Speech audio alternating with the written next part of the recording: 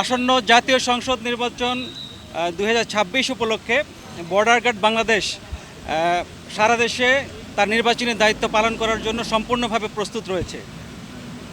আপনারা জানেন আজকে বিজিবির 37,000-এরও বেশি সদস্য আজকে আমাদের সারা দেশে মোতায়েন হয়েছে সম্পূর্ণভাবে।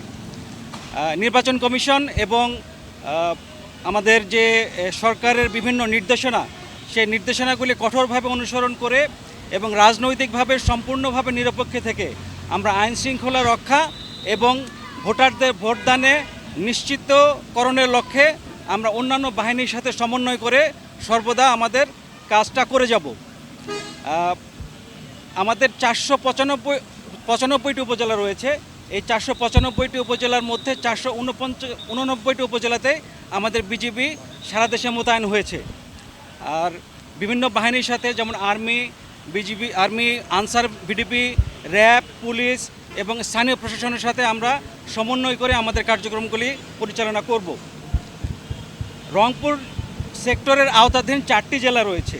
এখানে রংপুর, কুড়িগ্রাম, লালমনিরহাট এবং গাইবান্ধা, এই 4টি জেলায় রংপুর সেক্টরের বিজিবি সদস্যরা মোতায়েন থাকবে।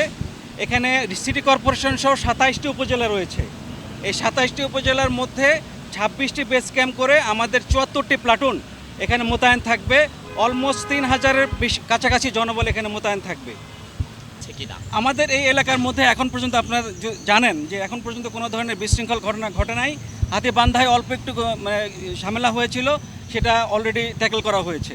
আশা করি এখন যেহেতু আমরা অনগ্রাউন্ডে মাঠে নেমে গিয়েছি, এখানে আমাদের সর্বোচ্চ সংখ্যক জনবল, আমরা ইতিহাসে এত জনবল কখনো মোতায়েন করি নাই।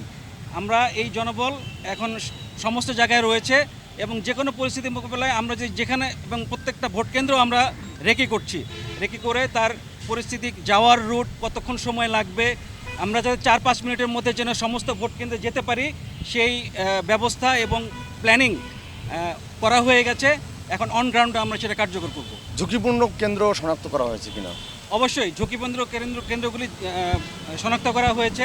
আমাদের এখানে 2572টি রয়েছে, ভোট কেন্দ্র রয়েছে। এর মধ্যে অ্যারাউন্ড আমাদের 600-র মতো ঝুঁকিপূর্ণ আমাদের ভোট কেন্দ্র রয়েছে। এগুলো আমাদের নজরদারির মধ্যে রয়েছে, আমাদের গোয়েন্দা নজরদারির মধ্যে রয়েছে। বিভিন্ন যে দেশের বিভিন্ন গোয়েন্দা সংস্থা রয়েছে তারা আমাদেরকে সর্বতভাবে সাহায্য করছে এবং জেলা পর্যায়ে, উপজেলা পর্যায়ে যে বিভিন্ন কোঅর্ডিনেটিং সেল রয়েছে সেখানে আমাদের প্রতিনিধি রয়েছে। কোনো জায়গায় কোনো সমস্যা হবে আমরা খুব দ্রুতই সেখানে পৌঁছে যেতে পারবো সমস্যা মোকাবেলার জন্য।